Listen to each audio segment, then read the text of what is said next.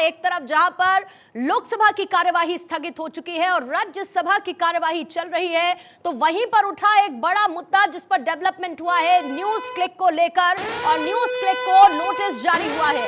Delhi high court की तरफ से यह नोटिस जारी किया गया। एनफोर्समेंट डायरेक्टोरेट की तरफ से याचिका दी गई थी जिस पर दिल्ली हाईकोर्ट ने न्यूज क्लिक को नोटिस जारी किया है। न्यूज क्लिक पर चीनी फंडिंग का आरोप लगा है। बड़ी खबर यह है कि न्यूज क्लिक को नोटिस जारी किया गया है। ईडी की तरफ से, प्रवर्तन निदेशालय की तरफ से यह दिल्ली हाईकोर्ट में दी गई थी, जिसके बाद दिल्ली हाईकोर्ट का नोटिस न्यूज क्लिक को पहुंचा है। न्यूज क्लिक पर चीनी फंडिंग का आरोप है। ये गंभीर आरोप सदन के भीतर लगाए गए थे, जिसके बाद ये मामला एक्शन में आया। दूसरी तरफ एंटी इंडिया कैंपेन का भी जिक्र न्यूज क्लिक को लेकर किया गया था।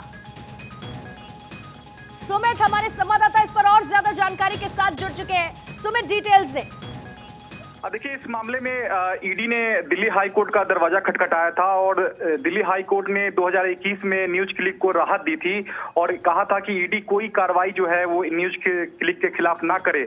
उस ऑर्डर को वैकेट करने को लेकर ईडी दिल्ली हाई कोर्ट पहुंची थी। आज ईडी अर्जी पर सुनवाई हुई और दिल्ली हाई कोर्ट ने इस पूरे मामले पर न्यूज क्लिक और उसके को फाउंडर जो है उसको नोटिस जारी किया है और 2 हफ्ते में जवाब हाई कोर्ट ने मांगा है। हाई कोर्ट ने न्यूज क्लिक से पूछा है कि क्यों ना आपके खिलाफ जो कार्रवाई पर हमने रोक लगाई थी उसे हम हटा दें।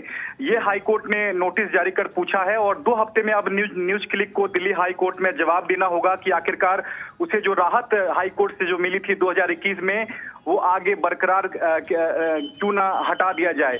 तो इस संदर्भ में ईडी ने आज दिल्ली हाई कोर्ट को यह भी बताया कि मनी लॉन्ड्रिंग से जुड़ा जो मामला है वो न्यूज के क्लिक के खिलाफ बनता है और कई सबूत जो है वो मनी लॉन्ड्रिंग के खिलाफ जो है वो न्यूज क्लिक के खिलाफ ईडी को हाथ लगे हैं। ऐसे में ईडी को जो न्यूज क्लिक को जो राहत दी गई थी वो राहत हटा ली जाए।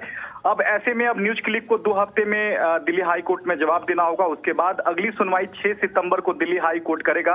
अगली सुनवाई में हाई कोर्ट तय करेगा कि जो 2021 का हाई कोर्ट का ऑर्डर है उसको वैकेट किया जाए या नहीं, उस पर हाई कोर्ट सुनवाई करेगा। तो निश्चित तौर पर ईडी यहाँ दिल्ली हाई कोर्ट में कह रही है कि मनी लॉन्ड्रिंग का जो मामला है वो न्यूज क्लिक पर बनता है और कुछ नए सबूत जो है वो ईडी को हाथ लगे हैं न्यूज क्लिक के खिलाफ, जो कि इस पूरे मामले में जो फाउंडर हैं उनकी गिरफ्तारी जो है वो सुनिश्चित की जाए। ये ईडी का हाई कोर्ट में कहना है। सिंघम पर जो आरोप सुमित लगे हैं, देखिए 2018 से 2021 के बीच चीन का प्रोपेगेंडा फैलाने का आरोप लगा।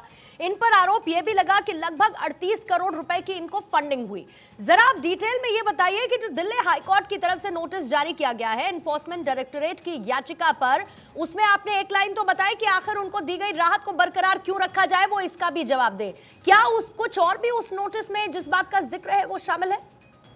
देखिए, मनी लॉन्ड्रिंग का जो मामला है वो ईडी ने 2021 में शुरू की थी और इस मामले में गिरफ्तारी से बचने के लिए न्यूज क्लिक और उसके जो फाउंडर हैं उसने दिल्ली हाई कोर्ट का रुख किया था। उस वक्त दिल्ली हाई कोर्ट ने कहा था कि किसी भी तरह की दंडात्मक कार्रवाई जो है वो ईडी ना करे। ये 2021 का दिल्ली हाई कोर्ट का आदेश है और इसी आदेश को वैकेट करना चाहती है, यानी कि इस आदेश को बदलने की मांग यहाँ ईडी कर रही है ताकि जो न्यूज क्लिक के जो फाउंडर है उसकी गिरफ्तारी हो सके और इस मामले में आगे जो जांच है वो बढ़ सके। इसी पर हाई कोर्ट ने नोटिस जारी कर पूछा है कि क्यों ना 2021 का जो आदेश है हम उसको वापस ले लें। जल्दी से एक बात का जिक्र और सुमित कीजिएगा, क्योंकि जब ये 2021 जब का आप जिक्र कर रहे हैं तो बहुत सारे ऐसे डिजिटल दस्तावेज जब्त किए गए थे।